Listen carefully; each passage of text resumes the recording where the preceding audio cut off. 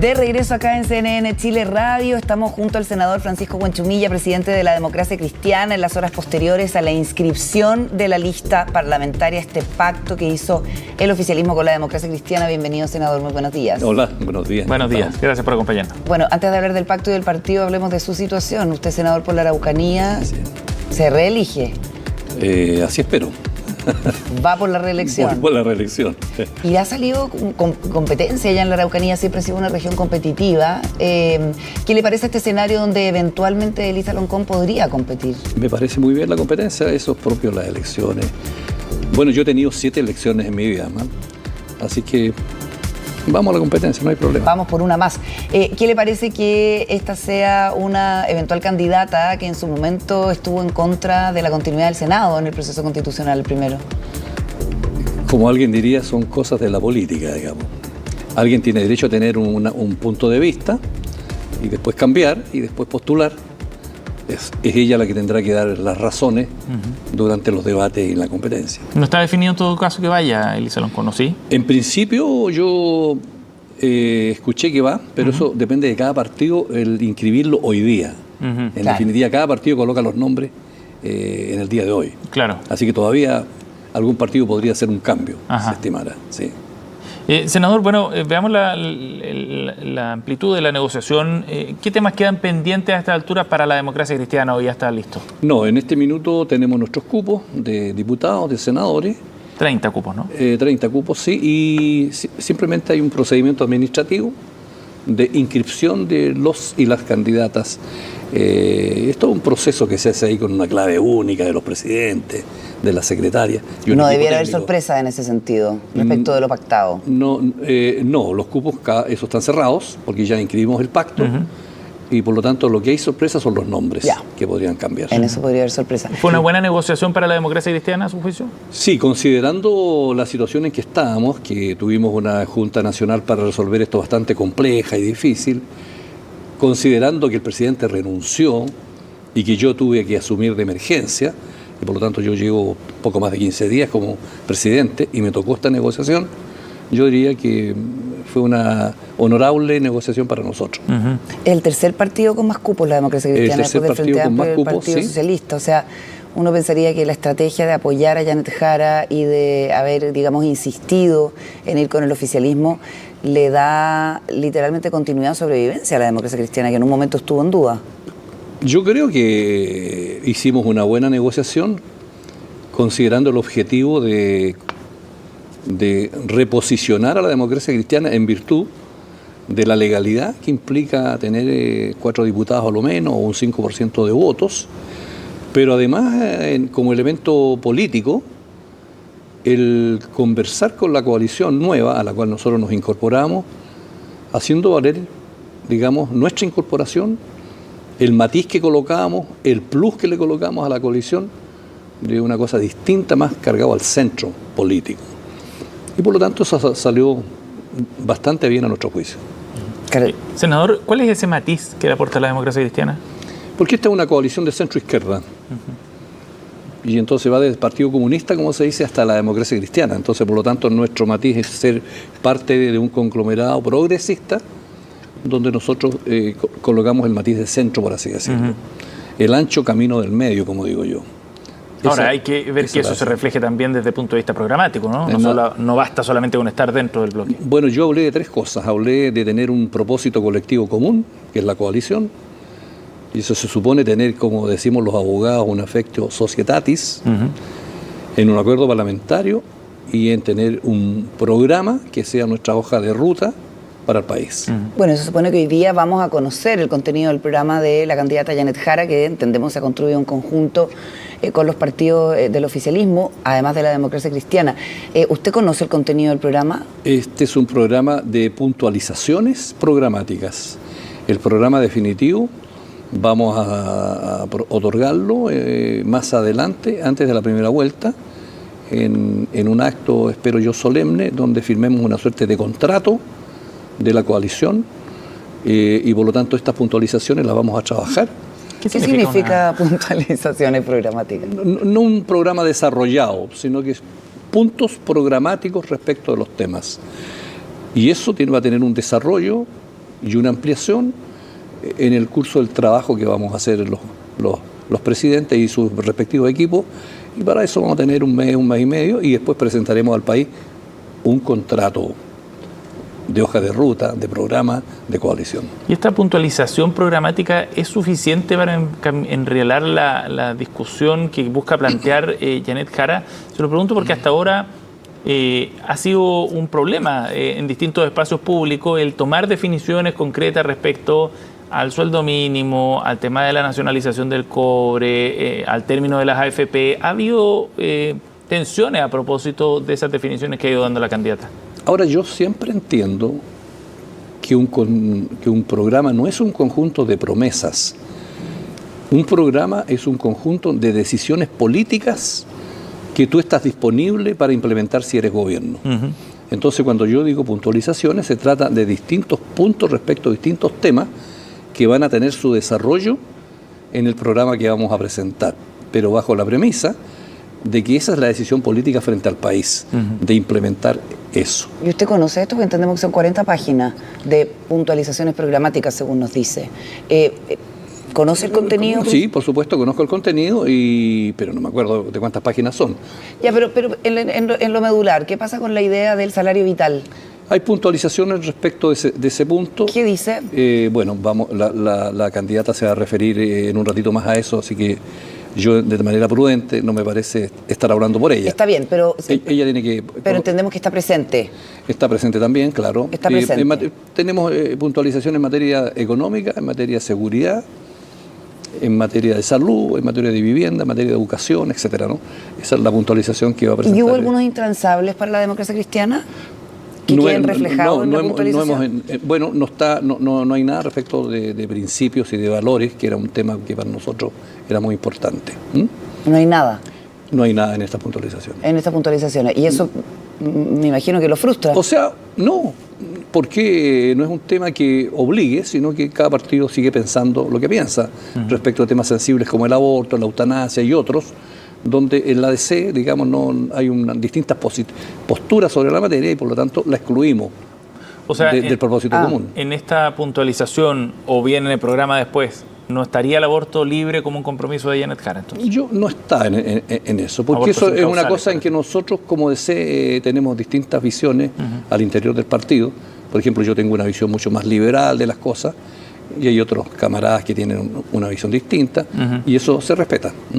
El hecho de que el oficialismo finalmente haya ido en dos listas, ¿cierto? Con básicamente el partido Federación Regionalista Verde Social y Acción Humanista en otra lista, ¿es un fracaso de la negociación? ¿Es una muestra de que la unidad no es tan fuerte?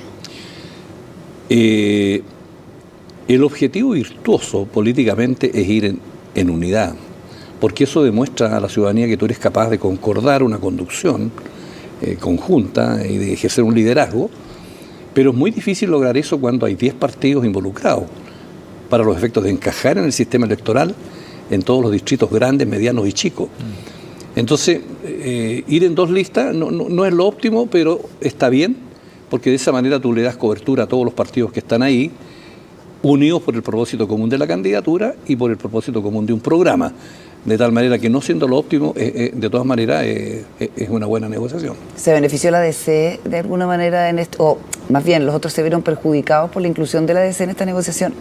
Bueno, pero yo creo que no hay perjudicados ni beneficiados en la medida que tú concuerdas formar una coalición. Eso forma parte de la realidad y esa conformación hay que, digamos, tratar de estructurarla en los distritos.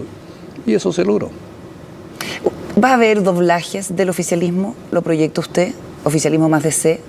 Sí, podría ser. Yo creo que nosotros tenemos duplas bien potentes. ¿Dónde, por ejemplo? ¿Atacama? Por ejemplo, tenemos en el distrito 6, llevamos al diputado Gaspar Rivas y a Cristian Mella, una persona que tiene muchísimos votos en otras instancias en que ha concurrido, una gran dupla. En el distrito 8, por ejemplo, llevamos a Juan Carlos El Pollo Valdivia, que es un personaje conocido, con una gran dirigente de Santiago. Entonces, sin mucha experiencia política, eso sí, ¿no? Sí, pero... Es una, digamos. Forma parte de la vida que uno va aprendiendo cuando se va metiendo en otras cosas, ¿te fijas tú? Pero tiene las ganas de servir y está muy entusiasmado.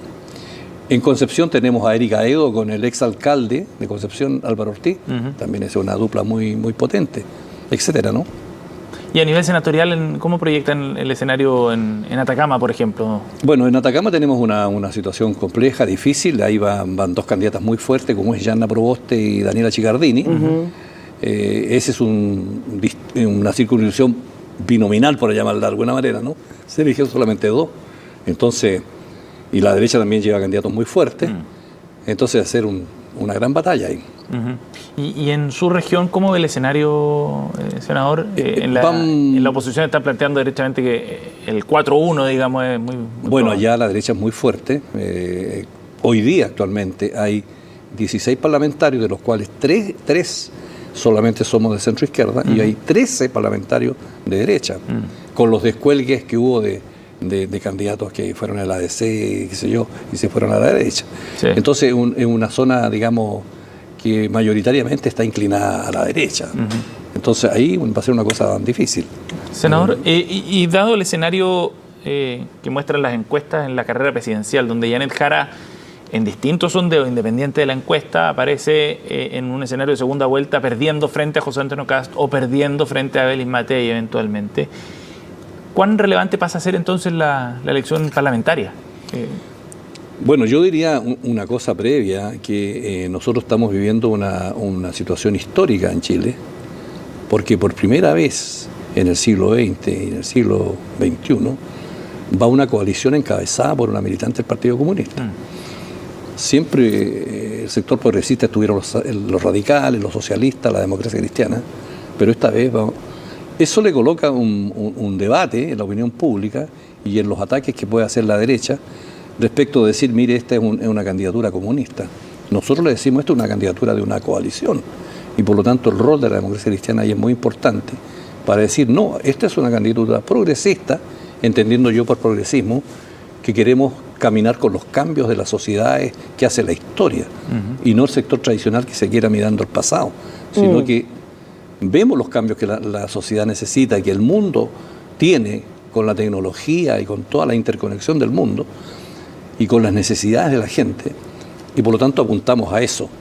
Entonces, claro, evidentemente que eso va a ser en el debate una cuestión central, y ya está siendo, y para ello cobra mucha importancia el Parlamento, porque en su momento se bajaron los quórum para hacer reformas constitucionales a los 4/7, y por lo tanto es una suma más baja de senadores y diputados en ejercicio. Entonces el Parlamento cobra mucha importancia. Estamos conversando con Francisco Buenchumilla, senador y presidente de la Democracia Cristiana. ¿Qué le parece que sus socios de pacto del Partido Comunista hayan decidido llevar a Daniel Jadue como candidato a diputado en el Distrito 9?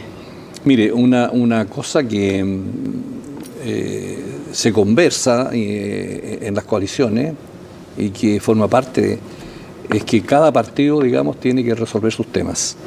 Y por lo tanto, si tú te metes a otro partido a vetar, yo no aceptaría que algún partido de la coalición se entrara a ese y empezara a vetar mis candidatos. No, pero no estamos hablando de veto.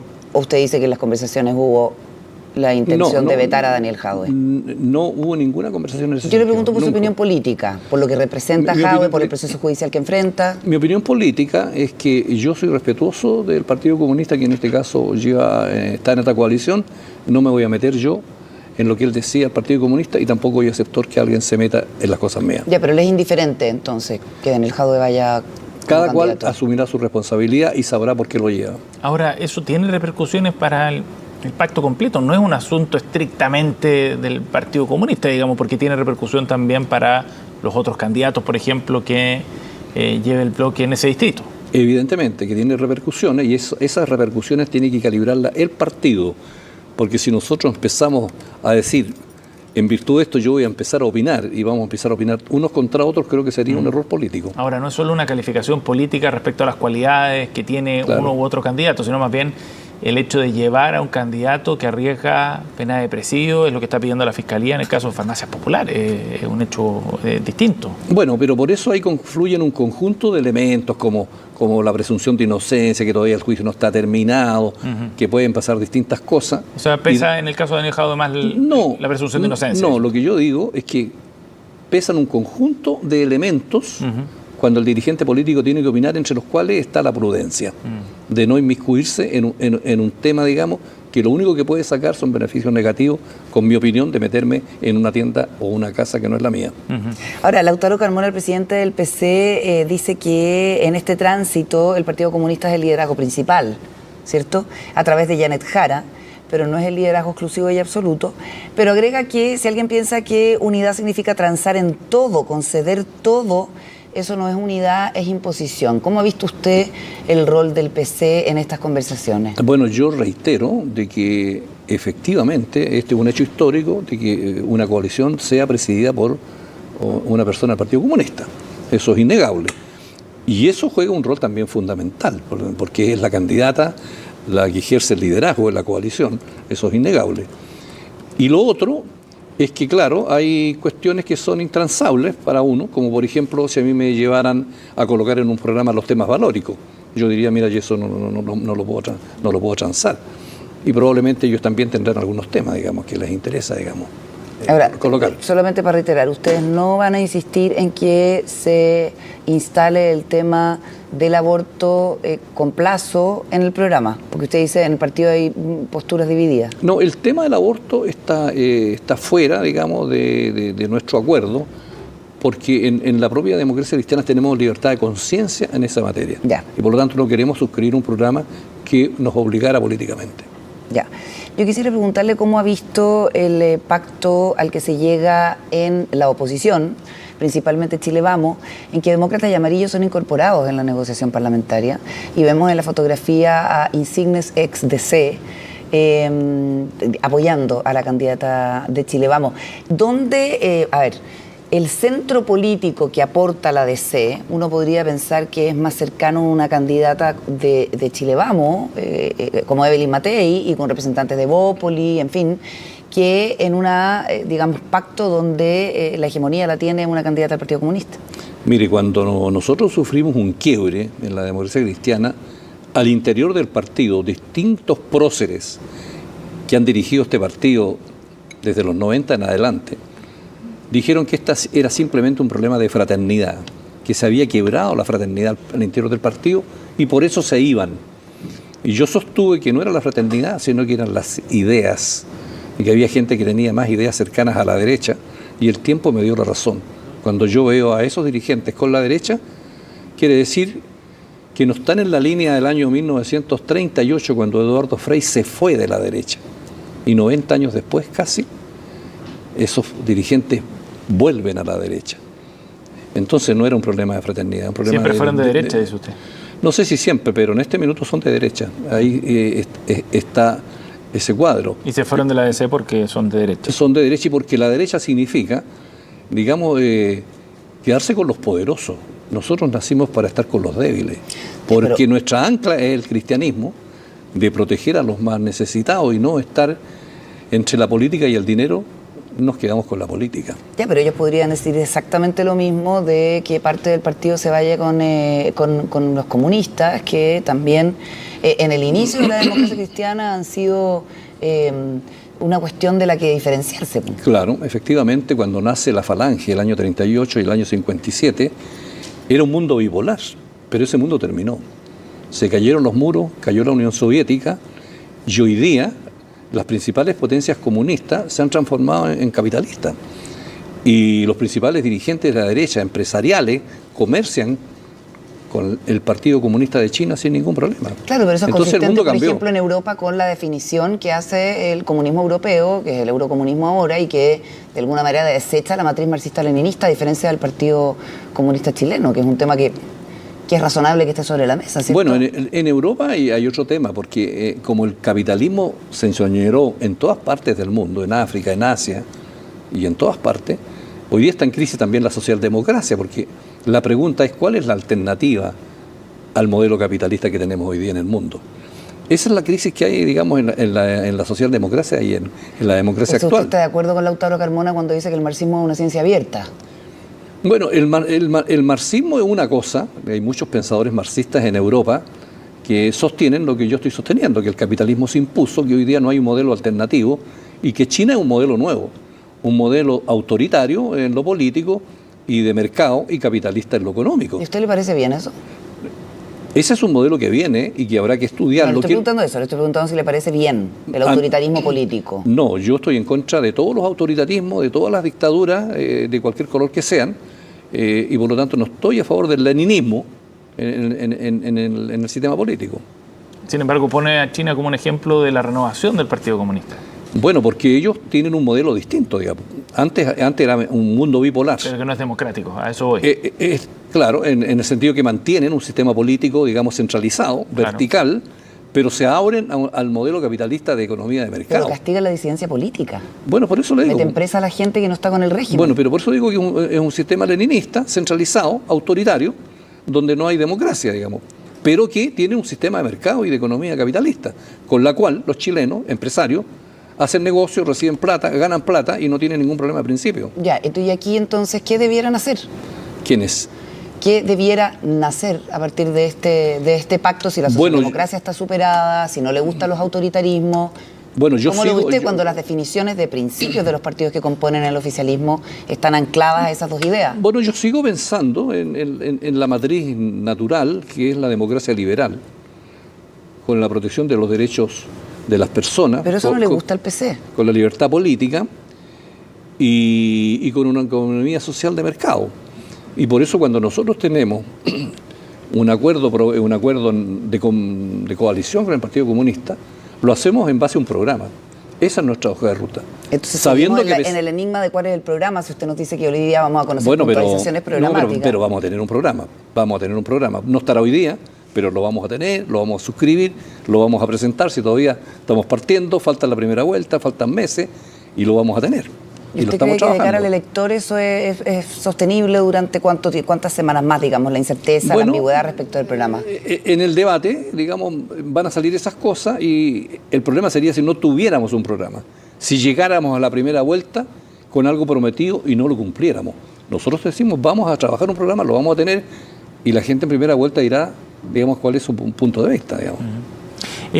Senador, y desde el punto de vista de lo que está ocurriendo en la zona sur de nuestro país, en la macrozona sur, y la cuestión indígena en particular, ¿qué expectativas tiene usted respecto al programa?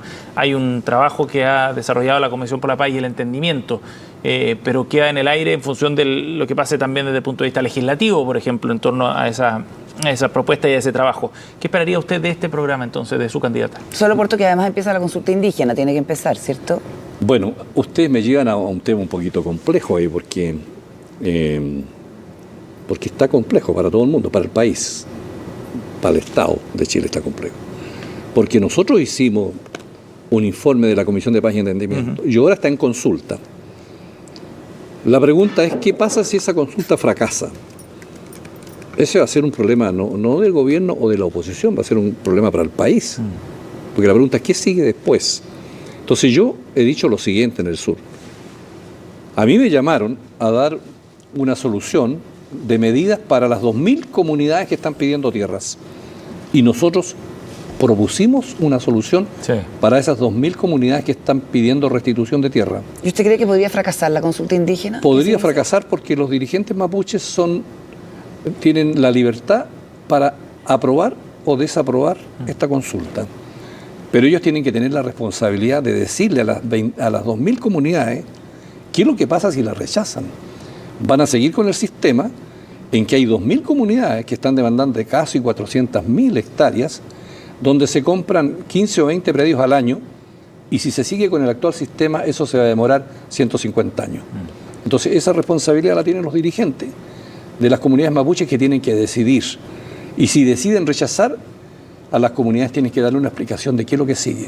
Considerando que es probable que una de las opciones que gane sea la ultraderecha, donde probablemente no van a hacer una consulta, donde es probable que quieran derogar la ley indígena. Esas son las cosas que tienen que ponderar los dirigentes mapuches. ¿Está decepcionado de la actitud que están tomando algunos líderes mapuches? No, en absoluto, porque yo parto de la base que yo cumplí mi tarea y que los dirigentes mapuches son los que tienen que definir el destino del pueblo mapuche, considerando todas estas variables, y ellos entonces tienen la libertad para aprobar o para rechazar, pero tienen que ser responsables y considerar cuáles van a ser los efectos de su decisión. Senador Buenchumilla, muchas gracias por habernos acompañado esta mañana aquí en CNN Chile Radio. Gracias a ustedes. Muchas gracias, senador. Buenos días. 9:35, nos vamos a la pausa, a la vuelta al análisis político en Voces del Poder. No se vayan.